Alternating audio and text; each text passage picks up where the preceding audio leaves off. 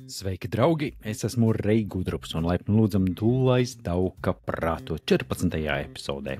Vietā, kur mēs ne tikai ceļojam, bet kā piedzīvojumu meklētāji ar zinātkāru prātu pētam, kā izbaudīt pasauli, neiztukšojot maciņu. Es atceros laikus, kad uz Meksiku no Latvijas turp atpakaļ varēja aizlidot pat 230 latiem. Tas ir ap 327 eiro. Tie laiki ir kā tālu pasaka, vai ne? Pasaule ir kļuvusi dārgāk un ceļošana vairs nav tik lēta kā agrāk. Bet vai tāpēc Eiropas ceļotāji vienmēr metas uz Āziju, nevis uz Latīņameriku? Vai Latīņamerika tiešām ir dārgāka? Šodien mēs ienirsim lētāko valstu pasaulē, salīdzināsim cenas par ēdienu, naktsmājām, pakalpojumiem un pētīsim, kur tava nauda un ko sniedz visvairāk.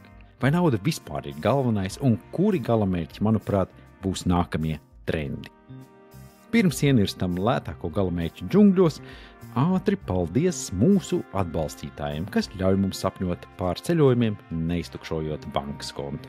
Masterfoto, tava biļete uz ceļojumu fotogrāfiem, kas izskatās kā no episkas piedzīvojuma filmas, un High Explorer.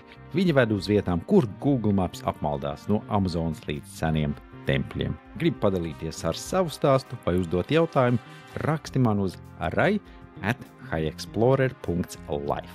Es lasu visu pat budžeta ceļojumu plānus. Bet tagad gan prom no ikdienas un iekšā taupīgos, bet pasakainis skaistos piedzīvojumos. Tātad, vai atceries tos 230 latus par lidojumu uz Meksiku, ko minēju? Tagad tās cenas ir kā mistisks unikorns. Mīts, kuru reti kurš piedzīvo. Pasaule ir kļuvis dārgāk, bet ir vietas, kur nav nemaz tik traki. Internations Expert Insider šogad 25. gada aptaujā nosauca Vietnamu par lētāko valsti ekspatiem un budžeta ceļotājiem, apsteidzot Kolumbiju, Indonēziju, Panamu un Filipīnas. Top 10 ietver ir Indiju, Meksiku, Taizemi, Brazīliju un Ķīnu. Galamērķi, kas piedāvā zemas dzīvošanas izmaksas, bet ar bagātīgu kultūru un lētiem piedzīvojumiem. Bet vai nauda ir vienīgais, kas nosaka, kur ceļot?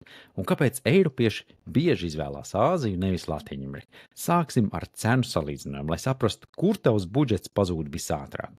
Vietnamā, kas ir topā, dzīvošanas izmaksas ir par 60% zemākas nekā Eiropā. Pusdienas ielu ēstuvē Hanojā maksā 1–2 eiro, bet ļoti laba viesnīca vai Airbnb centrā 15–30 eiro par nakti. Sabiedriskais transports, autobus vai grab mocīts maksā mazāk par eiro. Kolumbijā, kas ir otrajā vietā, Bogotā street food maksā ap 2–3 eiro, bet naktsmītne vidēji 20–40 eiro. Indonēzijā, it īpaši Balī, hosteles maksā 5–10 eiro, bet restorānā ēdiens jau 3–5 eiro apmēram. Panama un Filipīnas seko līdzīgi. Naktsmāja apmēram 10–30 eiro, ēdiens no 2–4 eiro, salīdzinājumā Meksika, kas ir 7. vietā. Takos uz ielas stūri kaut kur ap 1 eiro par vienu, bet viesnīca Mehiko var būt apmēram 25–50 eiro par nakti. Taizemē 8. vietā slavenais Pad Thai ielu stendā ir apmēram 1,50 eiro, bet viesnīca Bankokā 15–35 eiro. Brazīlija un Ķīna ir nedaudz dārgāks, bet joprojām pieejams. Maltīte Rio ap 3–5 eiro, naktsmītne 20 apmēram 40 eiro, Pekinā ēdiens ap 2–4 eiro, viesnīca robežās no 25–50 eiro. Indijā 6. vieta, ielu ēdiens Delī maksā zem 1 eiro, bet naktsmītnes 10–25 eiro. Bet vai Latīņamerika ir dārgāka par Āziju? Nevienmēr. Meksika un Kolumbija bieži ir lētākas nekā Taizeme vai Balī turismu zonās, kur cenas strauji aug. Piemēram, Puketā, kur viesnīca var maksāt no 50–100 eiro. Latīņamerikā transports ir lētāks, it īpaši Meksikā. Autobus parastais maksā ap 50 centiem par braucienu, salīdzinot ar Tainzemes tuktukiem, kas var būt apmēram 2–3 eiro. Tomēr Āzija bieži uzvar ar ēdienu cenām un plašāku budžeta naktsmīņu klāstu. Eiropieši izvēlās Āziju, jo tā ir tuvāk. Lētāks biļets arī, protams, 400 eiro apmēram uz Bankoku, salīdzinot ar 600–800 eiro uz Mehiko, un tāpat piedāvā arī eksotiku un piedzīvums pār zemākām cenām. Bet vai tas ir vienīgais iemesls? Man liekas, ka Āzijas kultūras pievilcība un vieglāka infrastruktūra turistiem arī spēlē lomu. Kā tu domā, vai tomēr tu izvēlies galamērķi tikai cenas dēļ, vai cena tev vispār spēlē nozīmi? Par to man pastāsti. Tikmēr stāstīšu to tālāk. Pakalpojumi arī atšķirās. Veselības aprūpe Vietnamā apmēram un Indijā ir neticami lēta. Pakalpojumi arī atšķirās. Veselības aprūpe Vietnamā un Indijā ir neticami lēta. Zobārsta apmeklējums Hanojā maksā 10–20 eiro, Indijā pat vēl mazāk, bet no Eiropā tu pats zini, sākot no 100 un 200 eiro un uz augšu. Taizemē masāža maksā apmēram 5 eiro, nedaudz vairāk. Kolumbijā spā pakalpojumi var būt jau 15–30 eiro. Dārgākie pakalpojumi, protams, Dubajā, kur frizieris vien maksā sākot no 50 un 100 eiro un uz augšu. Vai Singapūrā, kur taksometrs ir apmēram 10–20 eiro robežās par ļoti īsu braucienu. Lētākās valsts piedāvā ne tikai zemes cenas, bet arī autentisks pieredzes.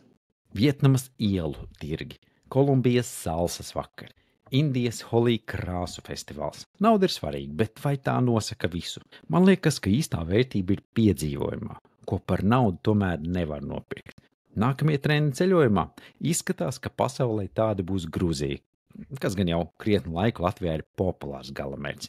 Laosa un Malāvija arī gūst ļoti strauju popularitāti, pateicoties zemām cenām un neskartai dabai. Gruzija piedāvā skaistas kalnu takas un pārgājienus un vīnu kultūru par 20–30 eiro dienā. Laosa templis un Mekongas upes burvība par 15–25 eiro, bet Malāvija Viktorijas ezera pludmales un safāri par 30–40 eiro dienā par dienas budžetu apmēram. Manuprāt, šie galamērķi būs nākamie hiti, jo tie apvieno pieejamību un ar autentiskumu. Un ja tā kopējo apskatām, kurš ir tas price quality perfect, es teiktu Vietnama. Zemes cenas, dienas budžets 20–30 eiro, pasakaina kultūra no ielu Fo līdz Holangas līča laivām un draudzīgi vietējie. Un kas būtu šobrīd pasaules trendīgākais galamērķis? Kā tu domā? Maroka. Pateicoties tās krāsainajai kultūrai, tūkstnešu nometnēm un Instagrama vērtiem riediem, šis pasakainais galamērķis ļoti trendojās un strauji aug. Bet vai pamatoti? Jā, jo Maroka piedāvā eksotiku diezgan lētā budžetā, sākot no 30 eiro ar naktsmājām, ēdienu un izklaidēm, un pat lētāk. Taču turistu pieplūdums draud padarīt to pārāk komerciāli. To es pamanīju patās pirms mēneša, kad tur biju. Un lētākās valstis, kā Vietnama, Kolumbija un Indonēzija, tomēr piedāvā ne tikai zemes cenas, bet arī iespēju piedzīvot pasauli autentiski. Nauda ir svarīga, bet īstais dārgums ir stāsti, ko tu atved mājās. Vai tu izvēlies galamērķi cenas vai piedzīvojumu dēļ? Man iedvesmo vietas, kur tomēr maciņš paliek pilns, bet sirds bagāta. Tas arī viss šodien. Dalies ar šo epizodu ar draugiem, raksti man uz rai@highexplorer.life, kurš ir tavs mīļākais budžeta galamērķis. Kā tu ietaupi ceļojumos? Lēnām un pacietīgi līdz nākamajai reizei ceļotāji. Paliec izsalts pēc pasaules noslēpumiem un tiekamies nākamā otrdien.